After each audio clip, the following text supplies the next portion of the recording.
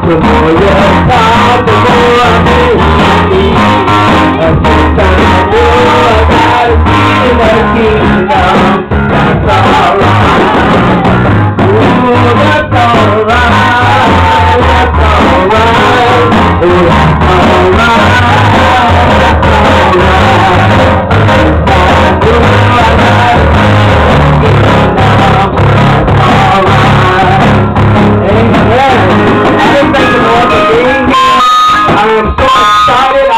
I just give God all the glory. I give Him all the praise. I thank God for this opportunity. I thank Pastor Wright and Apostle Wright for this opportunity. I have been with them for a long time. I preached here one time, and that was on January 1st. Amen.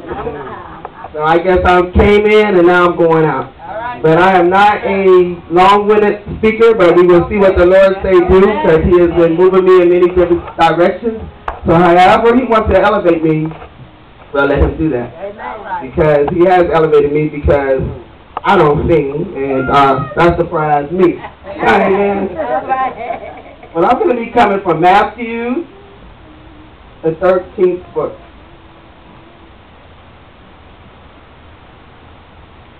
And I'm not a long-winded speaker, like I said, but we're going to see. My topic is going to be, what seed are you planting and what field are you in? Amen. We could be in all type of position on a baseball field. You could be on first place, second place, third place. I'm not a baseball fan or a player, but you could be in left field, right field. I want to know what field are you going to be on. What field are you in? Also, you can be at home plate. Matthew, the 13th chapter. I'll be moving around in there, but my main subject is going to come from the 1st through the 9th verse. But also, you got to know what field you're in. Whether you're in left field, right field, or whatever. I'm not a baseball player, like I said. So it's what seed are you planting and what field are you in? Starting at the first verse, chapter 13. The same day went Jesus out of the house and sat by the seaside, and a great multitude were gathered together unto him, so that he went into a ship and sat, and the whole multitude stood on the shore. And he spoke many things unto them in parables, saying, Behold, a sower went forth to sow. In other words, a planter went out to plant seed. Amen. So what seed are you planting and what field are you in? Amen. And when he sowed, some seeds fell by the wayside, and the fowls came and devoured them up. Now we're just going to pause here for just a minute about the seeds by the wayside. And we're going to go over here to chapter 13, verse 19. When anyone hears the word of the kingdom and understands it not, then comes the wicked one and catches away that which was sown in his heart. This is which receives the seed by the wayside. Amen. When God spoke a parable, he normally went back and explained it in some details, but sometimes he didn't explain it to the multitude in detail. Most of the time he didn't, because every parable that God spoke was not for everybody. Amen. Some parables were just spoken for them that believed. And then when he went in details, he went back and explained it to the disciples later. The disciples had to be dealt with carefully, just like church members. They got to be cuddled and careful, because, you know, when you speak, then they don't understand, so they got to come back later and say, Pastor, can you help me understand this, understand that? But they should be already strong in knowing the word if we stay in the word. Now, let me say this to you. When I say you, I'm talking about everybody. So say you for me. You. So who am I talking about? You. Okay, when I say you, I'm talking about everybody. And when he sowed, some seeds fell by the wayside, and the fowls came and devoured them up. And we're going to go back to 19. And when anyone hears the word of the kingdom and understandeth it not, then comes the wicked one, which catches away that which was sown in his heart. This is he which receives by the wayside. So we can come to church. Just say, you can come to church. and you can sit in here, and you're new to the service. You're new to church, you're new to everything. And you sit in here, and you come in. It's the people's attitude and the church members that are present that reflect that person to come back. Do you know that? Amen. If you sit up here and you can't smile, I'm talking about you, so I'm talking about everybody. I'm talking about everybody when I say you.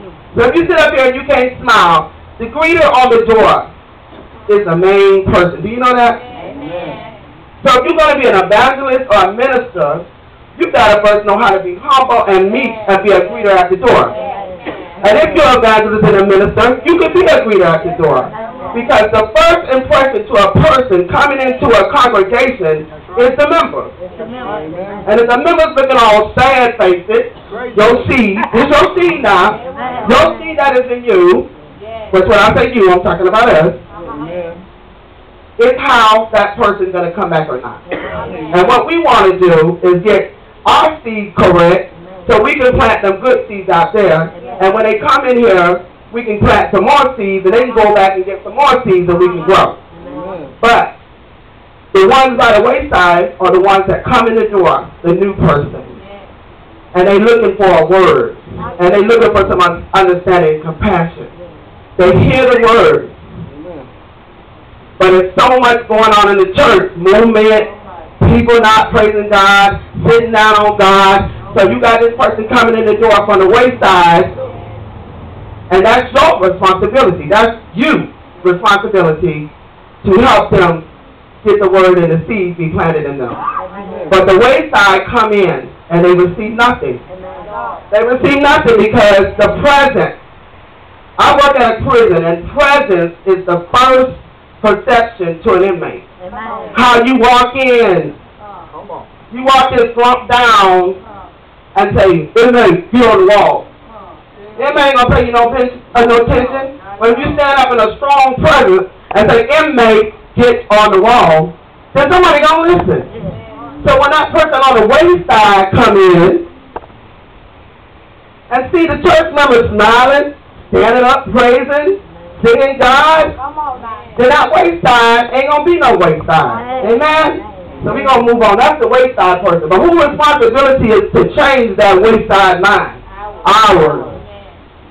Yes. Amen. So now we're going to go on to verse 5. Some fell upon stony. We're still talking about what seed are you planting and what field are you in. Some fell upon stony places where they had not much earth. Forthwith they sprung up because they had no deepness of earth.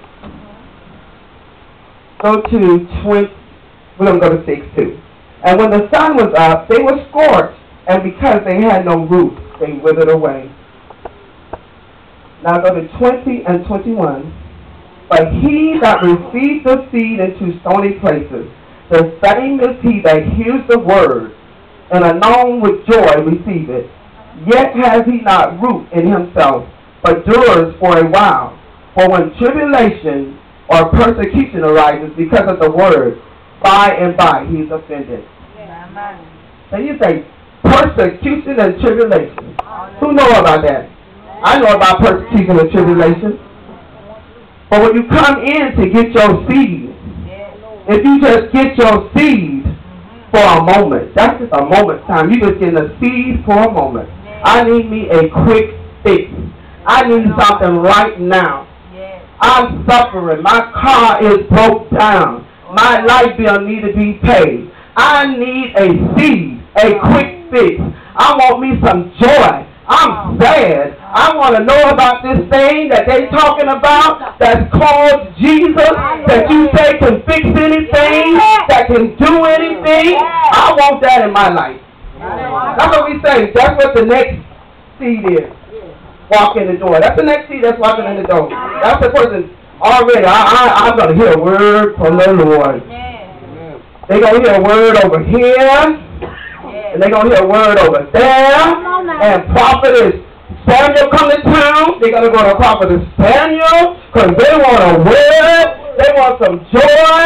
They want some peace. And then when prophetess Emmanuel comes, they're going to go there because they want a piece of that joy. My Lord. But how many know That's not what it's all about. No. That's what you call it fell on stony ground. They got that joyous word and ready to spur up. And they spurred up quickly. And they went over town and left their house to see somebody else. Didn't get the pastor's prayer. It's not, I used to think it was about control, but it's not about control. But when you go somewhere else, you need that prayer. And you went somewhere else to get that word, and you got spurred up, and that apostle or prophetess or prophet told you, oh, you's an evangelist, you's a minister, so you spurred up quickly, and you ready to go. Come on. You done spurred up and ready to go. Come on now. But how many know that you can't run a car on water? You done got filled up with some water, and you ready. That's stony places. That's what you need to know what field you